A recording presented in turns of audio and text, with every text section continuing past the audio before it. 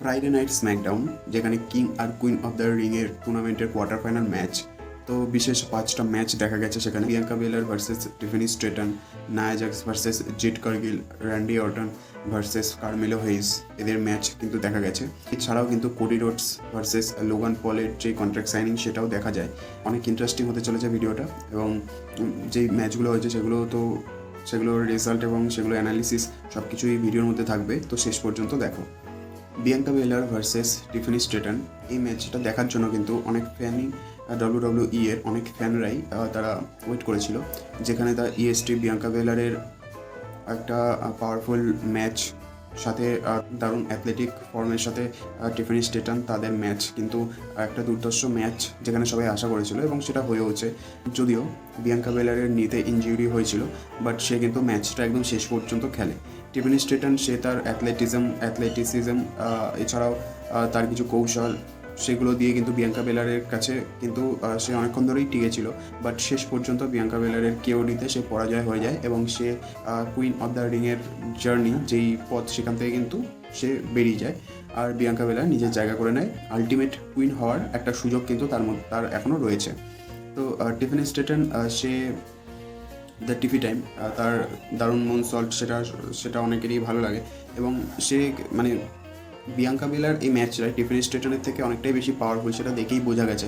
কারণ নিতে আঘাত পাওয়ার পরেও বিয়াঙ্কা বেলার যেভাবে ম্যাচটা খেলে গেছে, তো সেটা একটা অবশ্যই দেখার বিষয় ছিল। টিফানি স্ট্রেটন যদি এই ম্যাচটায় বিয়াঙ্কা বেলারকে হারিয়ে দিত, তাহলে কিন্তু তার কেরিয়ারের সবথেকে বড় উইন হতো এই ম্যাচটা।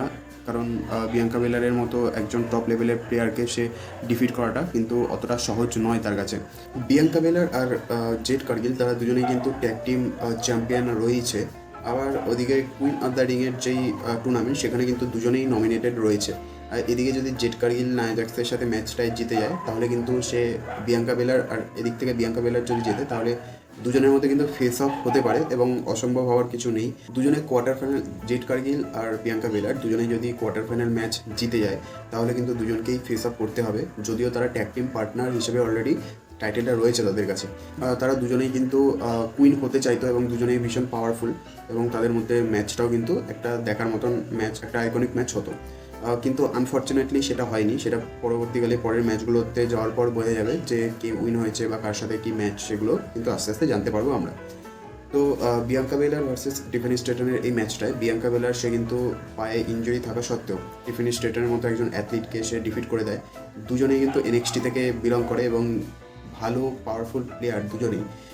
তো সেখানে বিয়াঙ্কা বেলার সে উইন হয়ে যায়, এবং কুইন অফ দ্য রিংয়ের ফাইনাল স্টেজে সে কিন্তু পৌঁছে যায়। আর টিফানি স্ট্রেটন সে কিন্তু সেই পদ থেকে সে কিন্তু সরে যায়। তো ওদিকে কিন্তু কোডি রোডস এখন কিন্তু আনডিসপিউটেড চ্যাম্পিয়ন রয়েছে, এবং ফ্যান্সদের মধ্যে তার ক্রেজটা কিন্তু এখনও মানে পর্যাপ্ত পরিমাণে রয়েছে। ওদিকে লোগান পলের সাথে তার ম্যাচটা সেট করে দিয়েছে নিক অল্ডিস, জেনারেল ম্যানেজার। তো লোগান পলও কিন্তু LA নাইটের সাথে একটা সামনাসামনি ইন্টারাকশন হয় তার, সেখানে একটা মানে ম্যাচ হওয়ার সম্ভাবনা রয়েছে ফিউচারে। তো ম্যাচ যদি হয়, সেখানে কিন্তু দুজনেই মেগাস্টার সুপারস্টার, তাদের মধ্যে ম্যাচ হবে, যেটা কিন্তু অবভিয়াসলি একটা ইন্টারেস্টিং এবং আইকনিক ম্যাচ হতে চলেছে। তো যদিও সেটা হয়নি, নিক অল্ডিস LA নাইটের সাথে টামাটঙ্গার আর লোগান পলের সাথে কোডি রোডসের ম্যাচ অলরেডি সেট করাই আছে কিং অফ দ্য রিংয়ের টুর্নামেন্টে, তারাও কিন্তু একটা পার্ট। ব্লাড লাইনের মধ্যে কিন্তু একটা হিউজ পরিবর্তন কিছুদিন আগেই হয়েছে, যেখানে রোমান সে কিন্তু ব্লাড লাইনের টিম থেকে নিজেকে সরিয়ে নিয়েছে। রেসলম্যানিয়ার পর, কোডি রোডসের থেকে ডিফিট হওয়ার পর, যখন তার কাছ থেকে টাইটেলটা চলে যায়, সে কিন্তু ব্লাড লাইন থেকে সে ব্রেক নিয়েছে কিছুদিনের জন্য। মেবি সে শীঘ্রই ফিরে আসতে পারে।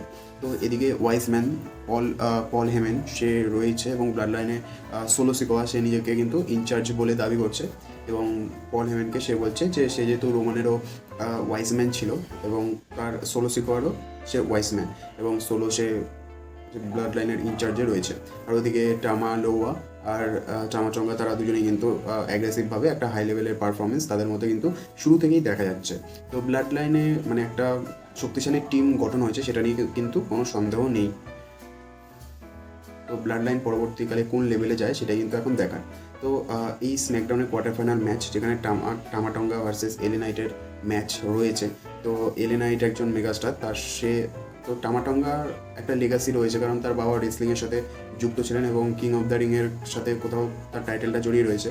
তো টামাটঙ্গাও সেই পথে এগোচ্ছে এবং এলে নাইট সে সে একজন মানে তার সম্মুখে বাধা বলা যাবে না, কিন্তু তার একটা বড় চ্যালেঞ্জার এলে নাইট।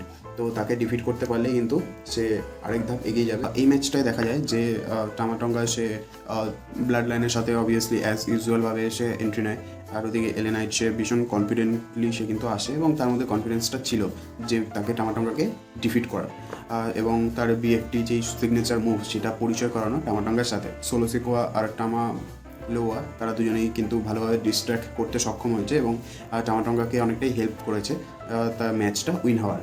ওদিকে মানে শেষের দিকে টামাটঙ্গা সে রিভার্স এসটিও দিয়ে সে এলে নাইটকে ডাউন করে দেয় এবং সে কিং অফ দ্য রিংয়ের কোয়ার্টার ফাইনাল ম্যাচ জিতে যায়।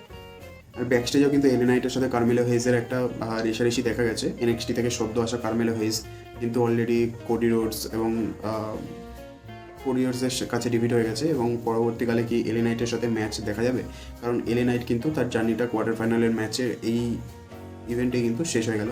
তো পরবর্তীকালে এদের একটা ম্যাচ দেখার সম্ভাবনা রয়েছে। আর টামাটঙ্গা ওদিকে এসে কিন্তু স্ম্যাকডাউনের যেই পরের ধাপে চলে গেল কিং অফ দ্য রিংয়ের ক্রাউন সেটার দিকে। পরবর্তীতে কোরিয়ার্স আর লোগান পলের কন্ট্রাক্ট সাইনিং সেই মুহূর্তটাও দেখা যায়, যেটা ইভেন্টের অন্যতম আকর্ষণীয় মুভমেন্টগুলোর মধ্যে অন্যতম।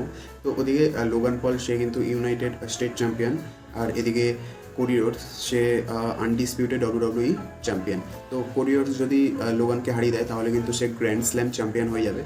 আর ওদিকে লোগান পল সে তাদের দুজনের মধ্যে কন্ট্রাক্ট সাইনিংয়ের মুহূর্তটা দেখা যায়, যেখানে নিক অল্ডিস তাদেরকে কন্ট্রাক্ট সাইনিংয়ের আসে এবং যে অরিজিনাল কন্ট্রাক্ট পেপার সেটা লোগান পল হাতে পেয়ে সে কিন্তু ছিঁড়ে দেয় এবং সে নিজের উকিল, লয়ার এবং 2-3 জন টিম মেম্বারকে নিয়ে আসে। অরিজিনাল যে কন্ট্রাক্ট পেপার সেটা ছিঁড়ে সে নতুন একটা কন্ট্রাক্ট পেপার পেশ করে, যেখানে কিন্তু যেটা দেখে কিন্তু নিক অল্ডিস সে কিন্তু মানতে রাজি হয়নি, কিন্তু কোডি রোডস ওদিকে সে দেখে তো প্রথমে অবাক হয়ে যায়, বাট তারপরে কোডির কনফিডেন্স দেখে কিন্তু মানে সে রাজি হয়ে যায় এবং সেখানে সেই কন্ট্রাক্টে মেনলি আছে যে অনলি আনডিসপিউটেড টাইটেলটাই কিন্তু নমিনেটেড থাকবে।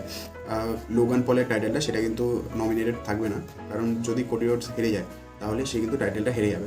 আর লোগান পলস সে দুটো টাইটেলই কিন্তু সে উইনার হয়ে যাবে, দুটো টাইটেলে, বেসিক্যালি 3টে টাইটেল, যেহেতু 2-in-1 করা আছে, তো এখানে দুটো টাইটেলেরই সে হকদার হয়ে যাবে।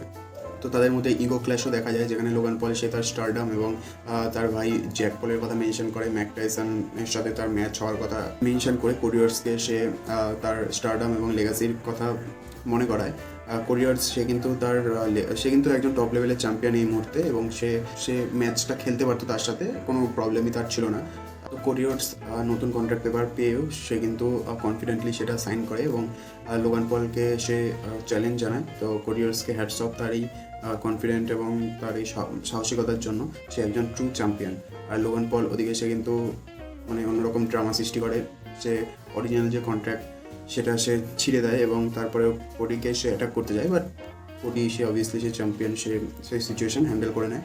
আর যেটা নিক অল্ডিস জেনারেল ম্যানেজার তাকেও বলেছে একটা মজার একটা দারুণ মোমেন্ট সৃষ্টি হবে এবং ফ্যান্সরা সেটার জন্য ওয়েট করছে কবে তাদের এই আইকনিক ম্যাচটা দেখা যাবে, যেখানে কোরিয়ার্স সে এটাও মেনশন করেছে যে লোগান পল নাকি সে প্রতিটা ম্যাচে তার পার্টনার্সদের নিয়ে আসে এবং তার টার্নবাকেল মানে যে কৌশলগুলো যেগুলো ইলিগালভাবে সে কিন্তু অ্যাপ্লাই করে। তো এইসব মেনশন করার পরেও কোরিয়ার্স সে অ্যাকসেপ্ট করে এবং তাদের ম্যাচটা কিন্তু একটা আইকনিকভাবে আমরা দেখতে পেতে চলেছি। তো এরপরে দেখা যায় যে নায়া জাক্স ভার্সেস জেড কার্গিল। তো দুজনেই কিন্তু খুব পাওয়ারফুল দুজন অ্যাথলিট, একজন মেবি হিউজ আর একজন স্লিম, সেটাও কোনো ব্যাপার নয়, বাট জেড কার্গিলের যেই স্পাইন বাস্টার নায়া জাক্সকে সেটা কিন্তু দেখার মতন ছিল। আর সেখান থেকেই প্রমাণ হয়ে যায় যে জেড কার্গিলও কিন্তু যথেষ্ট পাওয়ারফুল, আর নায়া জাক্স সে তার বডি ওয়েট দিয়ে সে কিন্তু ডমিনেট করে সে অবভিয়াসলি জেড কার্গিলকে ভালো মতন মানে সে ট্যাকেল করে। ওদিকে জেড কার্গিলের মেয়ে সেও কিন্তু স্টেজে ছিল এবং সেটাও একটা ইমোশনাল ব্যাপার ছিল জেড কার্গিলের কাছে। তো রিংয়ের বাইরে কিছুক্ষণ খেলা হওয়ার পর যখন টাইমের মধ্যে তারা রিংয়ে উঠতে পারে না, তখন কিন্তু ম্যাচটা ডিসকোয়ালিফাই হয়ে যায়। আর নায়া জাক্স সে কিন্তু কুইন অফ দ্য রিংয়ের ডিসকোয়ালিফাই হয়ে যায় এবং নায়া জাক্স সে উইনার তাকে ঘোষণা করা হয়, যেখানে জেড কার্গিল সে কিন্তু কুইন অফ দ্য রিংয়ের জার্নি থেকে সরে যেতে হয় তাকে। তো সেটা খুবই একটা ইমোশনাল ব্যাপার তার মেয়ের কাছে, সেই রিংয়ে উপস্থিত ছিল এবং তার মাকে খেলতে দেখে সে কিন্তু ভীষণ প্রাউড ফিল করছিল। জেড কার্গিল যদি উইন হতো তাহলে কিন্তু ওদিকে বিয়াঙ্কা বেলারের সাথে তার ফেস আপ করতে হতো, যেটা কিন্তু অনেকটাই একটা অড সিচুয়েশন হয়ে যেত মেবি। বাট দুজনেই যেহেতু কুইন যে ক্রাউন সেটার জন্য খেলছে, তো তাদের কাছে কিন্তু সেই ক্রাউনটাই কুইনের সেই মুকুটটাই কিন্তু প্রাধান্য পেত, কি বন্ধুত্বটা এগিয়ে থাকতো সেটা কিন্তু দেখার। নায়া জ্যাক্স যেহেতু জিতে গেছে ম্যাচটায়, তো সে কিন্তু তার সাথে কিন্তু বিয়াঙ্কা বেলারের ফাইনাল ম্যাচটা হবে স্ম্যাকডাউন থেকে কে নমিনেট মানে কে উইনার হিসেবে যাবে সেই ম্যাচটা খেলার জন্য। আর ওদিক থেকেও র থেকে যে উইনার হবে মানে যে ফাইনালিস্ট হবে তার সাথে স্ম্যাকডাউনের ফাইনালিস্টের দুজনের কিন্তু ফেস অফ হবে। জেড কার্গিল আর নায়া জ্যাক্সের ম্যাচ শেষ হওয়ার পরেও মানে ডিসকোয়ালিফাই তো হয়ে যায়, তারপরেও কিন্তু মানে স্টেজের বাইরে একটা অন্যরকম ড্রামা সৃষ্টি হয় এবং রেফারিরা সব চলে আসে আর একটা সিন ক্রিয়েট হয়, যেখানে নায়া জ্যাক্স সে তো উইনার হয়ে গেছে, একটা রিল্যাক্সেশন তার মধ্যে কিন্তু দেখা গেছে। আর জেড কার্গিল সেও কিন্তু অবভিয়াসলি তার খারাপ লাগারই কথা, তার মেয়ে ছিল একটা ইমোশনাল ব্যাপার, কিন্তু সে যথেষ্ট ট্রাই করেছে এবং বেটার লাক্স নেক্সট টাইম। সে নতুন ডেবিউ করেছে রেসেলমেনিয়ার কিছু আগেই, তো একটা তার পারফরমেন্সও কিন্তু অনেকটাই বেটার হয়েছে আগের থেকে। এবং তো এর পরের ম্যাচটা আসা যাক, যেখানে DIY ভার্সেস লেগাডো ডেল ফান্টাসা এদের ট্যাগ টিম ম্যাচ হয়েছিল। তারা টার্গেট করে মানে মেনলি যেই টাইটেলটা সেটা রয়েছে আর টাউন ডাউন আন্ডারের কাছে। উইলসন আর অস্টিন থিওরি তারা দুজনে কিন্তু উপস্থিত ছিল সেখানে এবং তাদেরকে টার্গেট করেই কিন্তু ম্যাচটা হচ্ছিল। তো তাদের মধ্যে যেই এক্সাইটমেন্ট একটা অন্যরকম পর্যায়ে নিয়ে গেছে ম্যাচটা, সুপ্লেক্স এবং রিভার্স সব মানে একটা দারুণ গেম প্লে দেখা গেছে। এই ট্যাগ টিমের মানে অন্যতম যদি ম্যাচ মানে দারুণ প্লেয়ার যদি বলা যায় আন্ডারডে বা লেগাডো স্যান্টোস এসকোবার, তারা যদি তাদের গেম প্লে কিন্তু দেখার মতন, মানে বেসিক্যালি আমার পার্সোনালি ভালো লাগে তাদের ম্যাচ গেম প্লেটা দেখতে। তো এছাড়াও কিন্তু তারা ট্যাগ টিম হিসেবে যেই ম্যাচটা হয়েছে সেটাও কিন্তু ভালো রকম এক্সাইটমেন্টের সৃষ্টি করেছে। তো ম্যাচটায় DIY টমাসকো চিয়াম্পা আর জনি গার্গানো তারা উইন হয়ে যায় ম্যাচটায় এবং টাউন ডাউন আন্ডার তাদের কাছে টাইটেলটা রয়েছে এবং আলটিমেটলি তাদের সাথে কিন্তু tag team match final match কিন্তু আমরা দেখতে পারবো মেবি শনিবার বা পরের ইভেন্টে পরের উইকে। Last but not the least, Randy Orton versus Carmelo Hayes. Carmelo Hayes কিন্তু সদ্য কিছুদিন আগেই ড্রাফটে পিক করা হয় NXT থেকে। বাদরামিটা একটু বেশি কিন্তু দেখা যায়, যদি মানে তার ছটপটানি একটু বেশি সিনিয়রদের সামনে, আর ওদিকে মানে তার রেসপেক্ট দেওয়ার ধরন সেটাও কিন্তু অন্যরকম, যেটা র্যান্ডি অর্টন তাকে বুঝিয়ে দিয়েছে অবভিয়াসলি সে ম্যাচটা উইন হয়ে। তো অবভিয়াসলি র্যান্ডি অর্টন তার নি ইনজুরি থাকা সত্ত্বেও সে ম্যাচটা কিন্তু খেলে গেছে এবং কার্মেলো হেইজও কিন্তু ভালো তার কৌশল ছিল এবং সে NXT টপ প্লেয়ার্সদের মধ্যে কিন্তু একটা বিশেষ নাম। তো সে ম্যাচটায় ভালো রকম টক্কর দিয়েছে এবং বিভিন্নভাবে সে পরাজয় মানে তাকে আর কেউকে হারানোর চেষ্টা করেছে, বাট অবভিয়াসলি আর কেউ one of the top player WWE sports এন্টারটেনমেন্টের, তো তাকে হারানোটা কিন্তু ততটাও সহজ নয়। যেখানে এজে স্টাইল সেও কিন্তু হারাতে চেষ্টা করেছিল বাট পারেনি। তো কার্মেলো হেইজও কিন্তু ডিফিট হয়ে যায়। আর র্যান্ডি অর্টন জিতে যাওয়ার পর সে যখন মানে বলছিল কিছু অ্যানাউন্স করছিল, তখনই দেখা যায় যে ব্লাড লাইনের টিম আসছে, টামাটঙ্গার সাথে তার ম্যাচ হবে ফাইনালে, কে যাবে ফাইনালি স্ম্যাকডাউন থেকে সেই নির্বাচনী ম্যাচ হবে, যেটা মেবি হতে পারে বা ফ্রাইডেতেও দেখা যেতে পারে। যখন ব্লাড লাইন তাকে মানে তার দিকে আসতে যায় তখন আর কেউ সে তার লাস্ট একটা মানে দারুণ রকমভাবে সিনেমেটিকভাবে ডায়লগ দেয় এবং ব্লাড লাইনকে কিন্তু সেখানেই থামতে বাধ্য করে এবং সে তার লেগাসি এবং তার যেই এতদিনের কেরিয়ারের যে জার্নি মানে সেটাই আর কি গ্লোরিফাই করে, তাদেরকে বোঝায় যে আর কেউ কে, এবং সে এইভাবে এসে ইন্টিমিডেট করতে পারে না তাদেরকে। র্যান্ডি অর্টন সে টামাটাঙ্গাকে রিংয়েই সে পরবর্তী ম্যাচে কিন্তু একটা ভালো রকম মানে ম্যাচ তাদের মধ্যে দেখা যাবে। তো অবভিয়াসলি ব্লাড লাইনের বাকি টিম মেম্বাররাও থাকবে, আর ওদিকে র্যান্ডি অর্টন কি পারবে সেটাই এখন দেখার।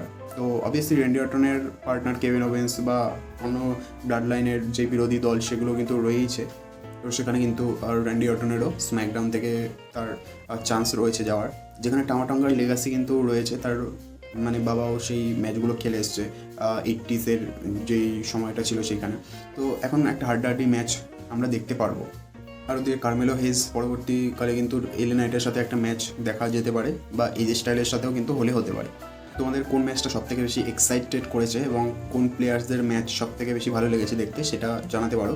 এবং আজকে এই ভিডিওটা এই পর্যন্তই। পরবর্তী যেই ইভেন্টগুলো আসবে র, স্ম্যাকডাউন এবং ফাইনাল যেই কিং আর কুইনের টুর্নামেন্টের ফাইনাল ম্যাচ সেগুলো নিয়েও ডিসকাস করবো পরবর্তী ভিডিওতে। তো ভিডিওটা যদি ভালো লেগে থাকে অবশ্যই লাইক, শেয়ার আর সাবস্ক্রাইব করতে ভুলো না। তো এমনই ইন্টারেস্টিং ভিডিও নিয়ে কিন্তু আসতে চলেছি, এর পর অনেক ইন্টারেস্টিং ভিডিও আসতে চলেছে। তো সঙ্গে থাকো আর দেখতে থাকো, অবশ্যই সাবস্ক্রাইব বাটনটা প্রেস করে দাও আর স্টে টিউন। থ্যাংক ইউ এতক্ষণ দেখার জন্য। Take care, have a good day, by.